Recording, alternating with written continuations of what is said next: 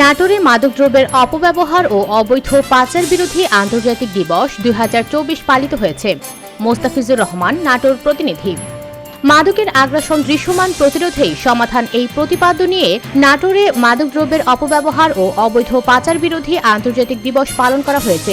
এই উপলক্ষে আজ রবিবার সকাল 9টার দিকে নাটোর কালেক্টরেট ভবনের সামনে মানববন্ধনের পর এক বর্ণাঢ্য শোভাযাত্রা বের হয়। শোভাযাত্রাটি প্রধান সড়ক প্রদক্ষিণ করে পুনরায় কালেক্টরেট ভবনের সামনে এসে শেষ হয়। পরে জেলা প্রশাসক সম্মেলন কক্ষে জেলা প্রশাসন ও মাদকদ্রব্য নিয়ন্ত্রণ অধিদপ্তরের আয়োজনে অতিরিক্ত জেলা প্রশাসক সার্বিক ও ভারপ্রাপ্ত জেলা প্রশাসক মাসুদুর রহমান আবুর সভাপতিত্বে প্রধান অতিথি হিসেবে উপস্থিত ছিলেন নাটোর 4 আসনের মাননীয় সংসদ সদস্য doctor Siddiqur Rahman Patwari, police super Tariqul Islam, অতিরিক্ত পুলিশ সুপার শরীফুল ইসলাম, জেলা সমাজসেবা অধিদপ্তরের উপপরিচালক মোস্তাফিজুর রহমান, সিভিল সার্জন মশিউর রহমান, মাদকদ্রব্য নিয়ন্ত্রণ অধিদপ্তরের উপপরিচালক মোহাম্মদ লুৎফর রহমান সহ বিভিন্ন এনজিও ও রিহ্যাব সেন্টারের প্রতিনিধিরা উপস্থিত ছিলেন।